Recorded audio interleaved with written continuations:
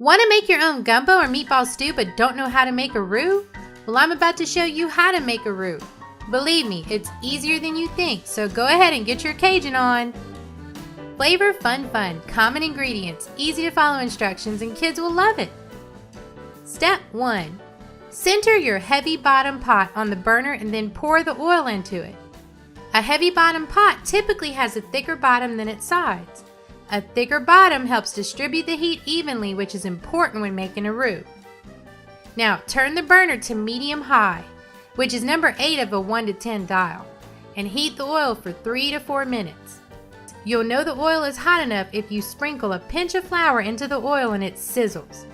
Be careful when working with hot oil because it can splash on you and burn you. Step 2. Carefully shake the flour into the oil. Then whisk until the flour has dissolved.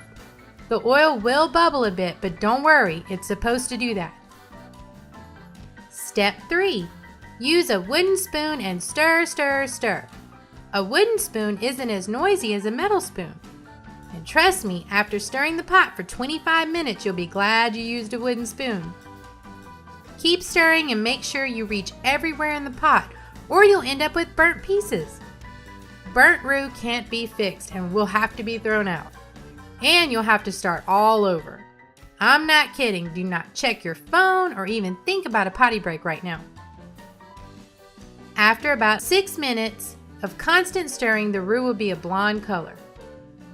After about 11 minutes, the roux will darken to a caramel color. It'll start to smell toasty and nutty. You might think it smells burnt, but it's not as long as you keep stirring. As people back home say, we're making it stank. That just means it's smelling really good in here. Step 4. As soon as the roux is a caramel color, turn the stove off. Then, using your pot holders, grab the pot and set it on a trivet or a stack of towels on the counter. The pot is still going to be very hot and it'll keep cooking the roux. So you have to keep stirring for another 13 to 15 minutes until it's the dark chocolate color that we're going for. You'll know when the roux is done when it no longer wants to stick to the bottom of the pot.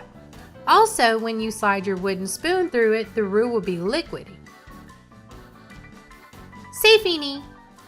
Use your roux immediately or store it for later. And remember, I know you're busy, so I want you to get it right the first time. So leave your questions in the comment section below.